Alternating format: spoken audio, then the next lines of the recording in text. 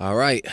Welcome back to Rockford Reading Daily. This is episode 24, 25, 24, 25. We're continuing reading Race Matters by Cornel West. We are beginning chapter 3, The Crisis of Black Leadership. We've been trying to get through, knock out a chapter a episode, so we'll try to do that same thing here. Not sure how many pages it'll be. All right. You don't stick a knife in a man's back 9 inches and then pull it out 6 inches and say you're making progress. No matter how much respect, no matter how much recognition whites show towards me, as far as I'm concerned, as long as it's not shown to every one of our people in this country, it doesn't exist for me. Malcolm X, 1964. There has not been a time in the history of black people in this country when the quantity of politicians and intellectuals was so great, yet the quality of both groups has been so low.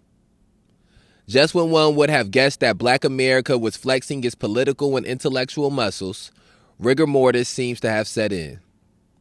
How do we account for the absence of the Frederick Douglasses, Sojourner Truths, Martin Luther King Jr.'s, Malcolm X's, and Fannie Lou Hamers in our time? Why hasn't black America produced intellectuals of the caliber of W.E.B. Du Bois, Anna Cooper, E. Franklin Frazier, Oliver Cox, and Ralph Ellison in the past few decades? A serious response to these perplexing questions requires subtle inquiry into the emergence of the new black middle class, its content and character, aspirations and anxieties, orientations and opportunities. Black America has had a variety of different, quote, middle classes, end quote. Free Negroes in the pre-Civil War period, educators, artisans, and shopkeepers during the Reconstruction period, business persons and black college professors in the years of Jim Crow laws, and prominent athletes, entertainers, and white-collar personnel after World War II all serve as examples of black middle-class status prior to the passing of the Civil Rights Bill in 1964 and the Voting Rights Bill of 1965. As E. Franklin Frazier pointed out in his classic Black Bourgeoisie, 1957, these various forms of black middle-class status never constituted more than 5% of African Americans before the Civil Rights era. In the last 2 decades, this percentage jumped to well over 25%. Yet this leap in quantity has not been accompanied by a leap in quality. The present-day black middle class is not simply different than its predecessors, it's more deficient and, to put it strongly, more decadent. For the most part, the dominant outlooks and lifestyles of today's black middle class discourage the development of high-quality political and intellectual leaders. Needless to say, this holds for the country as a whole. Yet much of what is bad about the United States, that which prevents the cultivation of quality leadership, is accentuated among black middle-class Americans. The new black middle class came of age in the 1960s during an unprecedented American economic boom and in the hub of a thriving mass culture. The economic boom made luxury goods and convenient services available to large numbers of hardworking Americans for the first time. American mass culture presented models of the good life principally in terms of conspicuous consumption and hedonistic indulgence. It is important to note that even in the intensely political struggles of the 60s presupposed a perennial economic boom and posited models of the good life projected by U.S. mass culture. Long-term financial self-denial and sexual asceticism was never at the center of a political agenda in the 60s. The Civil Rights Movement permitted significant numbers of black Americans to benefit from the American economic boom, to get a small yet juicy piece of the expanding American pie. And for most of those who had the education, skills, and ingenuity to get a piece, mass culture, TV, radio, films dictated what they should do with it, gain peace of mind and pleasure of body from what they could buy. Like any American group achieving contemporary middle-class station for the first time, black entry into the culture of consumption made status and obsession and addiction to stimulation a way of life. For example, Well-to-do black parents no longer sent their children to Howard, Morehouse, and Fisk to, quote, serve their race, end quote, though often for indirect self-serving ends, but rather to Harvard, Yale, and Princeton, quote, to get a high-paying job, end quote, for direct selfish reasons. One reason quality leadership is on the wane in black America is the gross deterioration of personal, familial, and communal relations among African Americans. These relations, though always fragile and difficult to sustain, constitute a crucial basis for the development of a collective and critical consciousness and a moral commitment to and courageous engagement with causes beyond that of oneself and family. Presently, black communities are in shambles, black families are in decline, and black men and women are in conflict and sometimes combat. In this way, the new class divisions produced by black inclusion and exclusion from the economic boom and the consumerism and hedonism promoted by mass culture have resulted in new kinds of personal turmoil and existential meaninglessness in black America. There are few, if any, communal resources to help black people cope with this situation. Quality leadership is neither the product of one great individual nor the result of odd historical accidents. Rather, it comes from deeply bred traditions and communities that shape and mold talented and gifted persons. Without a vibrant tradition of resistance passed on to new generations, there can be no nurturing of a collective and critical consciousness. Only professional conscientiousness survives. Where there is no vital community to hold up precious ethical and religious ideals, there can be no coming to a moral commitment. Only personal accomplishment is applauded. Without a credible sense of political struggle, there can be no shouldering of a courageous engagement. Only cautious adjustment is undertaken. If you stop to think in this way about the source of leadership, it becomes clear why there is such a lack of quality leadership in black America today. This absence is primarily a symptom of black distance from a vibrant tradition of resistance, from a vital community bonded by its ethical ideals, and from a credible sense of political struggle. Presently, black middle-class life is principally a matter of professional conscientiousness, personal accomplishment, and cautious adjustment. Okay, that brings us to a stopping point in this chapter, and he's going to begin a passage touching on some new things. I think the first thought that comes to my mind is, and this has been something that I've articulated in different ways, and I'm still trying to find the right way to sort of diagnose this. But there is a very specific thing that happened towards the end of the 60s, really just throughout the 1970s, I would say, and that is a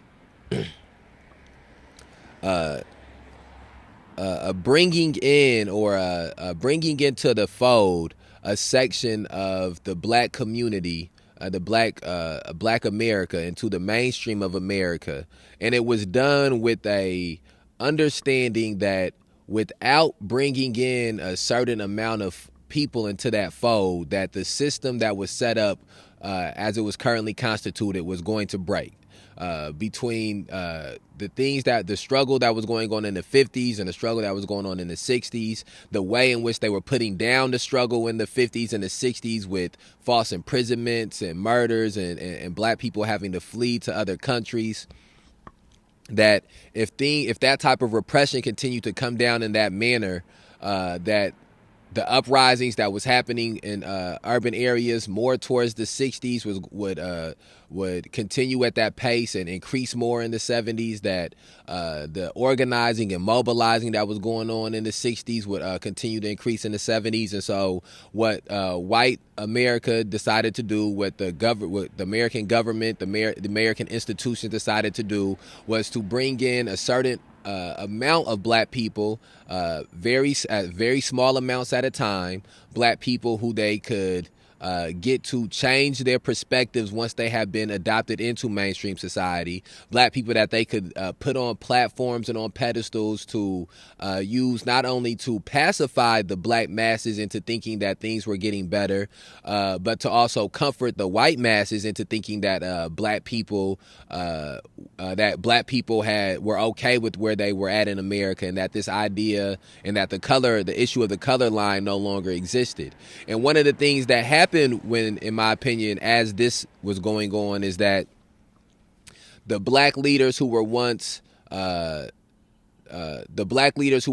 outside of these systems, outside of these structures, and were pushing for us to get justice from these institutions and structures, they were pushed out and they were marginalized, and their voices were muted as more credence was given to the black people who were now part of mainstream society, who were now part of American society, and they became the appointed leaders, or they became looked at as leaders.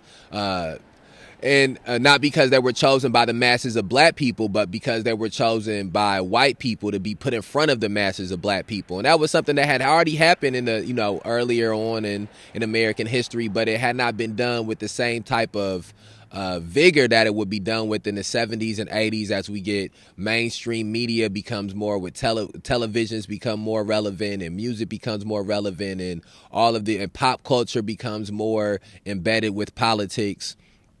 And so, to me, that was one of the things that happened during this time period. I think there's also something to be said about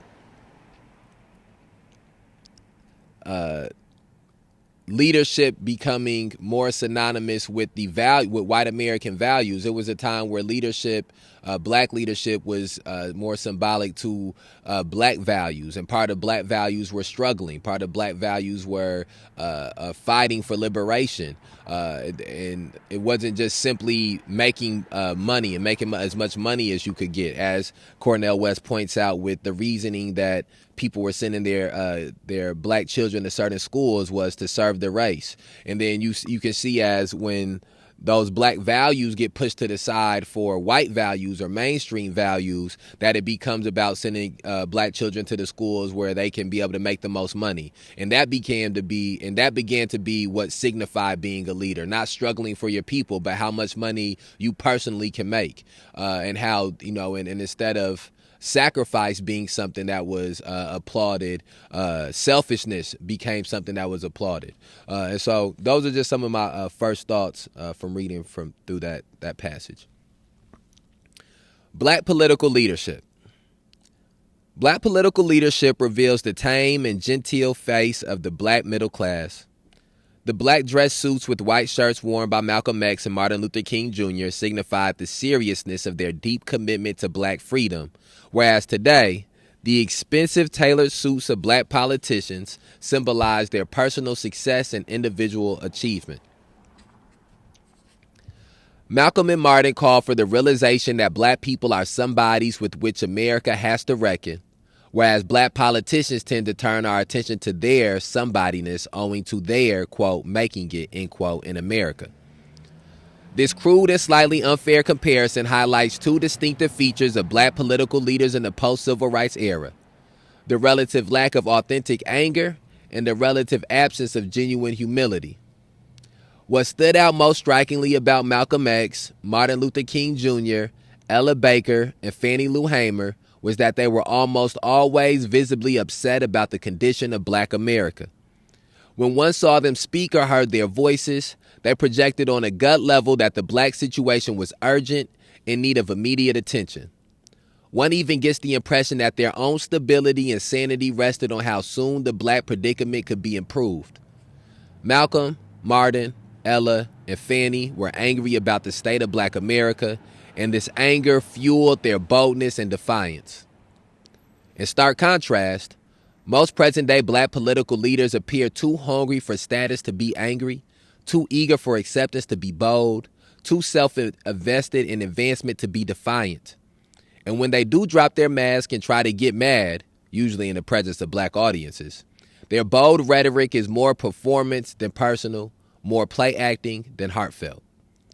Malcolm, Martin, Ella, and Fannie made sense of the black plight in a poignant and powerful manner, whereas most contemporary black political leaders' oratory appeals to black people's sense of the sentimental and sensational. Similarly, Malcolm, Martin, Ella, and Fannie were examples of humility. Yes, even Malcolm's aggressiveness was accompanied by a common touch and humble disposition toward ordinary black people. Humility is the fruit of inner security and wise maturity. To be humble is to be so sure of oneself and one's mission that one can forego calling excessive attention to oneself and status. And, even more pointedly, to be humble is to revel in the accomplishments or potentials of others, especially those with whom one identifies and to whom one is linked organically. The relative absence of humility in most black political leaders today is a symptom of the status anxiety and personal insecurity pervasive in black middle-class America. In this context, even a humble vesture is viewed as a cover for some sinister motive or surreptitious ambition. Present-day black political leaders can be grouped under three types: race-effacing managerial leaders, race-identifying protest leaders, and race-transcending prophetic leaders. The first type is growing rapidly. The Thomas Bradleys and Wilson Goods of black America have become a model for many black leaders trying to reach a large white constituency and keep a loyal black one. This type survives on sheer political savvy and thrives on personal diplomacy. This kind of candidate is the lesser of two evils in a political situation where the only other electoral choice is a conservative, usually white, politician. Yet, this type of leader tends to stunt progressive development and silence the prophetic voices in the black community by casting the practical mainstream as the only game in town. The second type of black political leader, race-identifying protest leaders, often view themselves in the tradition of Malcolm X, Martin Luther King Jr., Ella Baker, and Fannie Lou Hamer, yet they are usually self-deluded. They actually operate much more in the tradition of Booker T. Washington, by confining themselves to the black turf, vowing to protect their leadership status over it, and serving as power brokers with powerful non-black, usually white economic or political elites, though in Louis Farrakhan's case it may be Libyan elites, to, quote, enhance, end quote, this black turf. It is crucial to remember that even in the 50s, Malcolm X's vision and practice were international in scope, and that after 1964 his project was transracial, though grounded in the black turf. King never confined himself to being solely the leader of black America, even though the national white press attempted to do so. And Fannie Lou Hamer led the National Welfare Rights Organization, not the Black Welfare Rights Organization. In short, race-identifying protest leaders in the post-civil rights era function as figures who white Americans must appease so that the plight of the black poor is overlooked and forgotten. When such leaders move successfully into elected office, as with Marion Barry, they usually become managerial types with large black constituencies, flashy styles, flowery rhetoric, and Booker T. Washington-like patronage operations within the public sphere. Race-transcending prophetic leaders are rare in contemporary black America. Harold Washington was one. The Jesse Jackson of 1988 was attempting to be another, yet the opportunism of his past weighed heavily on him.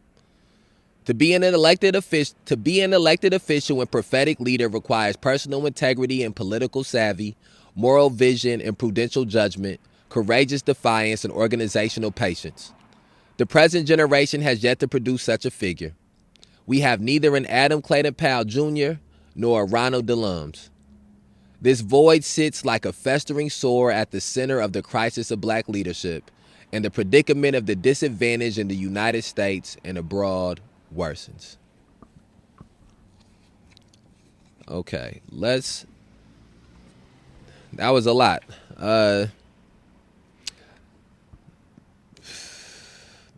Let's see. I'm trying to figure out where to start at. I think the first thing that I would start on is the different categories of leaders that was pointed out by Cornel West. He points to race-effacing managerial leaders, race identifying protest leaders, and race transcending prophetic leaders. I think that last word, race transcending prophetic leaders, is something that is, as Cornel West said, that is something that we don't have any of right now. We don't have many of right now. And I would agree that is something that is needed, all over America, but we're talking specifically in Rockford. It's the same type of thing that's needed in Rockford. And I think that one of the things about being race transcending is that race transcending does not mean ignoring race or pretending race doesn't exist or pretending we're all human beings, but it means speaking to race in such a articulate enough manner that you can get people to understand that race does exist and how many things or that the construct of race does exist in this society and how many things are hinged upon that construct.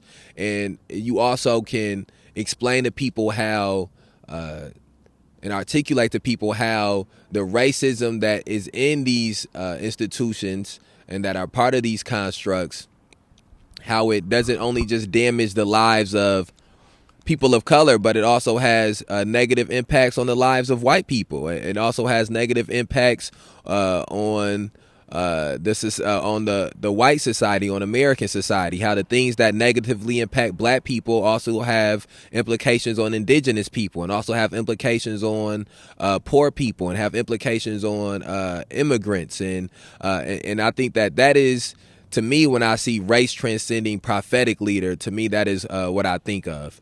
Not somebody who is just simply ignoring race, or somebody who doesn't talk over race, or who makes people feel comfortable about race, but somebody who can articulate and explain to people the gravity that the construct of race has in the society. I think one of the other things that is Cornel West points out in here is the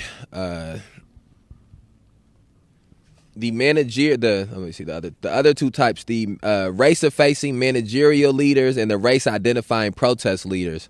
And I thought that what was interesting is how Cornel West points out what the protest leaders, how they believe themselves, how they imagine themselves to be, but once they get into positions of power, they just become the race-effacing leaders. I think one of the other things as well is the anger he talks about. He talked about the anger that Dr. King and Malcolm X and Fannie Lou Hamer and Ella Baker spoke with when they articulated the realities of what it meant to be black during the civil rights era.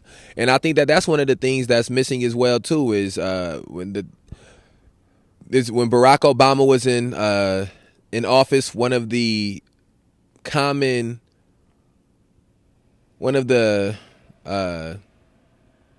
gripes against him was that he did not articulate fully the frustration and anger that black people were dealing with in the society. That the movement for Black Lives started while he was in office. Even though he said that his son would look like Trayvon, he also encouraged people to leave the streets and to go and vote. The same thing with Kamala Harris. These black leaders who they use their skin color and their phenotypes and their genes and their heredity, genealogy, genetics, to try to galvanize black people. But when the issues that the masses of black people experience manifest, they do not give voice to the emotions and the feelings that the masses of black people have. And that sort of ties back into what we were reading about in the previous chapter.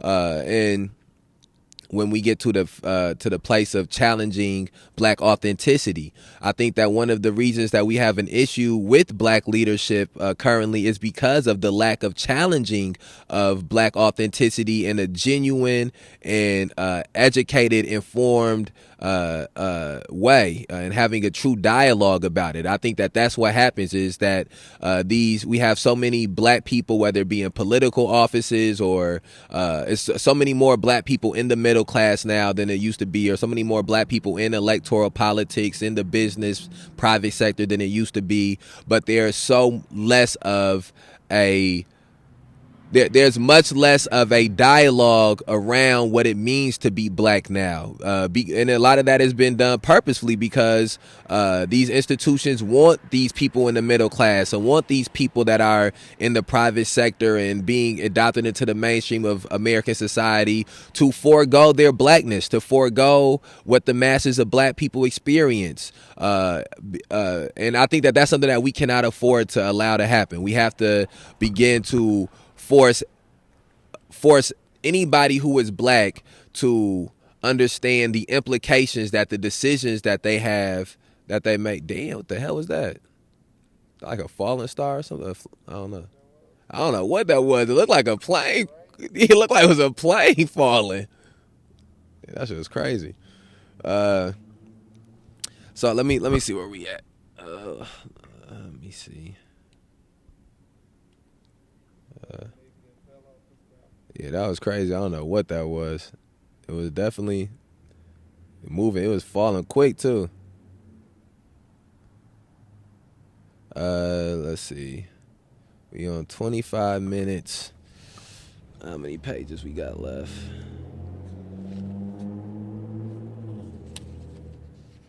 We might be able to. Oh no, hell no, we ain't gonna be able to get through it. All right, let's keep reading. Let's go. We can go a little bit further. A little bit more. I don't know if we'll be able to get through this chapter, but Black intellectual leadership. Black intellectual leadership discloses the cynical and ironic face of the black middle class.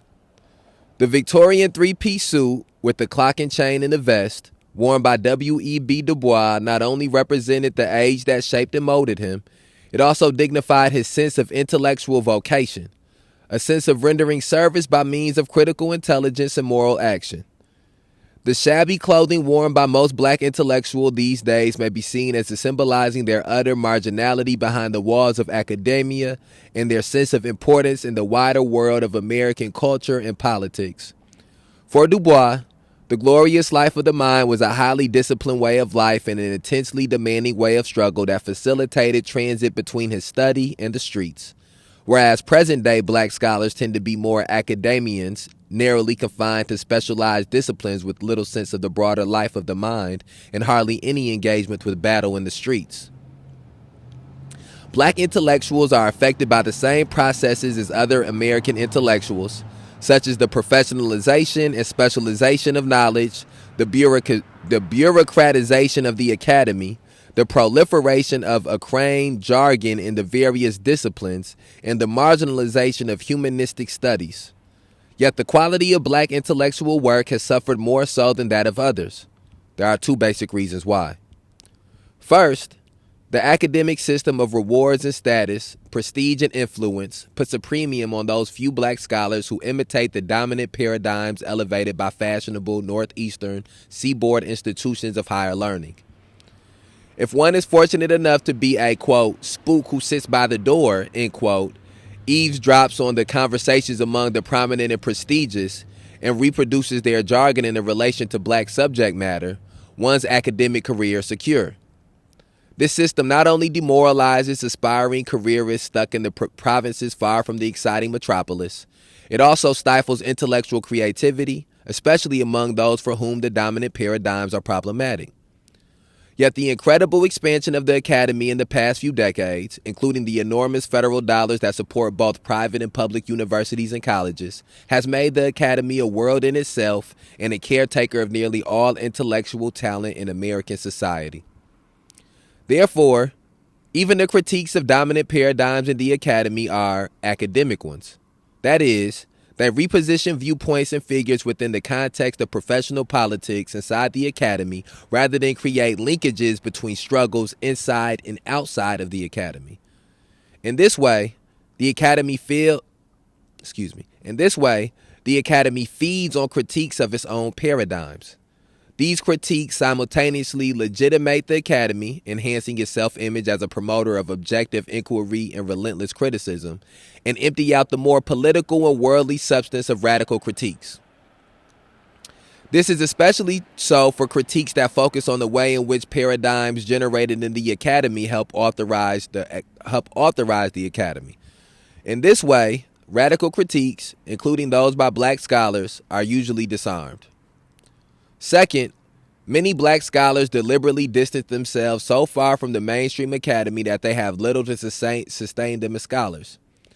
American intellectual life has few places or pockets to support serious scholarly work outside of the academy and foundations, especially for those in the social sciences and humanities. The major intellectual alternatives to the academy are journalism, self-support communities, bohemian and feminist groups, or self-supporting writers such as Gore Vidal, Norman Mailer, or John Updike. Unfortunately, some frustrated and disgusted black intellectuals revert to isolated groups and insulated conversations that reproduce the very mediocrity that led them to reject the academy. In this way, mediocrity of various forms and in different contexts suffocate much of black intellectual life. So despite the large numbers of black scholars relative to the past, though still a small percentage in relation to white scholars, black intellectual life is a rather depressing scene.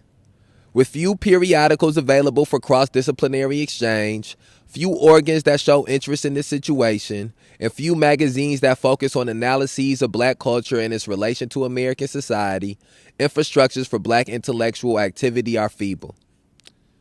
Like black politicians, black scholars fall into three basic types: race-distancing elitists, race-embracing rebels, and race-transcending prophets. The first type are dominant at the more exclusive universities and colleges. They often view themselves as the, quote, talented 10th, end quote, who have a near monopoly on the sophisticated and cultured gaze of what is wrong with black America. They revel in severe denigration of much black behavior, yet post little potential or possibility in Afro-America. At times, their criticism is incisive, yet it often denigrates into a revealing self-hatred. They tend to distance themselves from black America by ironically calling attention to their own cantankerous marginality. They pontificate about standards of excellence, complexity of analysis, and subtlety of inquiry, yet usually spin out mediocre manuscripts, flat establishmentarian analyses, and uncreative inquiry.